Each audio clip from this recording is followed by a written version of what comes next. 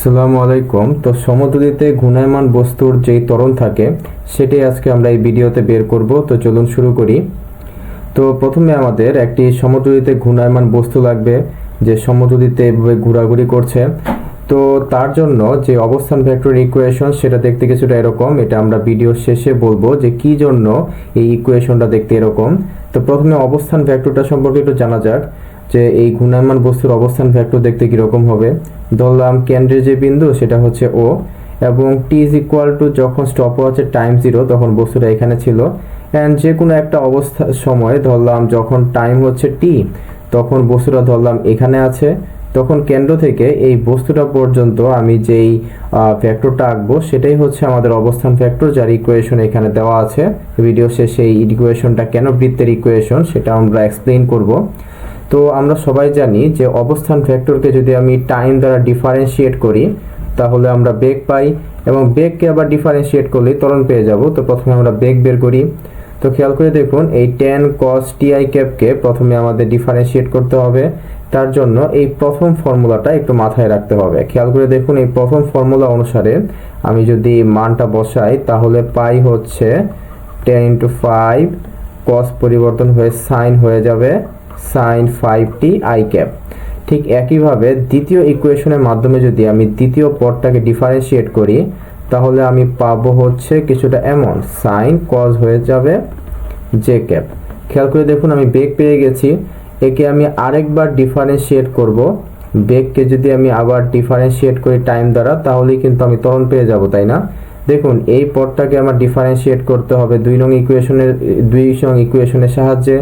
Differentiate করলে আমার রেজাল্টটা আসবে কিছুটা এরকম, এবং দ্বিতীয় টার্মকে যদি আমি ডিফারেন্সিয়েট করি তাহলে দেখুন সামনে একটা মাইনাস চলে আসবে। কসকে ডিফারেন্সিয়েট করলে দেখুন সামনে একটা মাইনাস চলে আসে এবং কসটা সাইন হয়ে যায়। ঠিক আছে, এখন এখানে আমাদের একটু সিম্পল কাজ করতে হবে। এই যে 5² এবং 5² -5² দুই পাশ থেকে কমন নিতে হবে। তাহলে খেয়াল করে দেখুন যা যা বেঁচে থাকে ওটাকে আমি একটু আরেকবার লিখি। যা বেঁচে থাকে ওটাকে যদি আমি আরেকবার লিখি তাহলে আপনি বুঝতে পারবেন যে এই অংশটুকু আসলে কি। খেয়াল করে দেখুন তো এই অংশটুকুই কি আমাদের আর ভেক্টরটা না, অর্থাৎ অবস্থান ভেক্টর। তাহলে আমরা বলতে পারি যে a = -5² ইন্টু আর ভেক্টর। দেখুন আমরা কিন্তু ত্বরণ পেয়ে গেছি। এখন আমাদের যে কাজ এই ত্বরণটাকে নিয়ে অ্যানালাইসিস করা, যে ত্বরণের মান কত। মান তো বোঝাই যাচ্ছে 5² ইন্টু আর এর সমান হবে, কিন্তু দিকটা ইম্পর্টেন্ট আমাদের।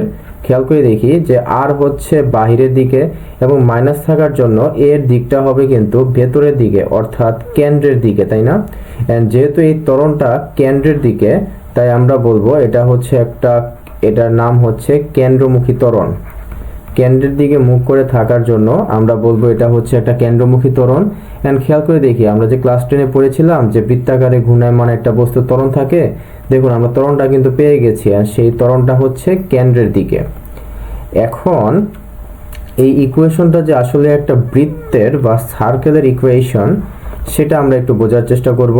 তো খেয়াল করে দেখি প্রথমে খুবই সিম্পল একটা কাজ করার মাধ্যমে বুঝি। এই যে ভেতরে যে অ্যাঙ্গেল দেখছেন 5t, যদি ভেতরের অ্যাঙ্গেলটা 5t যদি 0 হয়, অর্থাৎ t এর মান যদি 0 হয় তাহলে দেখি বস্তুটার অবস্থান কোথায়। খেয়াল করে দেখি তো এটুকু হবে হচ্ছে tan i ক্যাপ, এবং 5t যদি 0 হয় তাহলে তো sin 0 মানলে তো 0, তাহলে 0 j ক্যাপ।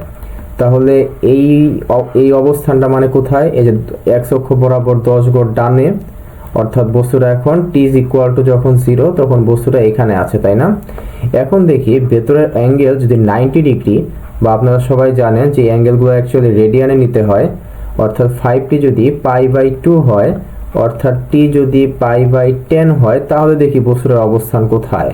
তখন অবস্থানটা হবে দেখুন cos 90 মান তো 0 আর sin 90 মানে হচ্ছে 1, তাহলে tan j ক্যাপ।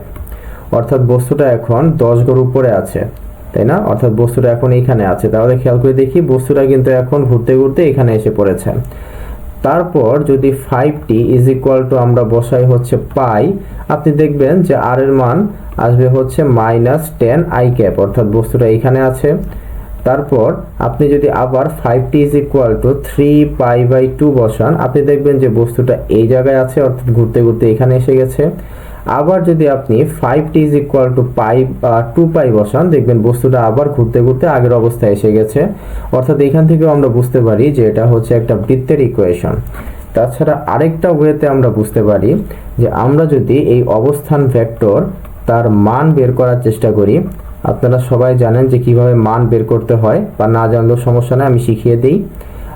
মান বের করার নিয়ম হচ্ছে, দেখুন মানকে যখন আমি মান প্রকাশ করব তখন কিন্তু উপরে কোনো ভেক্টর চিহ্ন দেইনি, এরকম একটা রুট ওভার দিতে হবে। আই ক্যাপের সামনে যা আছে যে সহগটা তার স্কয়ার নিতে হবে, এই আমরা স্কয়ার নিলাম। তারপর জে ক্যাপের সামনে যে সহগটা আছে তার স্কয়ার নিতে হবে, এই আমরা তার স্কয়ার নিলাম। এরপর দেখি আমরা যদি টেন স্কোয়ার কমন নিয়ে নেই তাহলে cos square plus sine square সমান সমান হবে 1। অর্থাৎ দেখুন আর এর মান হচ্ছে 10।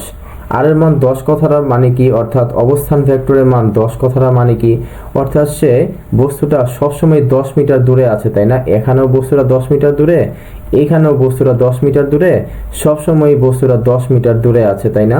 অ্যান্ড এইটাতে একমাত্র বৃত্তাকারে ঘূর্ণায়মান বস্তুর ক্ষেত্রে এটা সম্ভব। তাই আমরা বলতে পারি যে এটা হচ্ছে বৃত্তাকারে ঘূর্ণনরত কোনো একটা বস্তুর ইকুয়েশন। Thank you.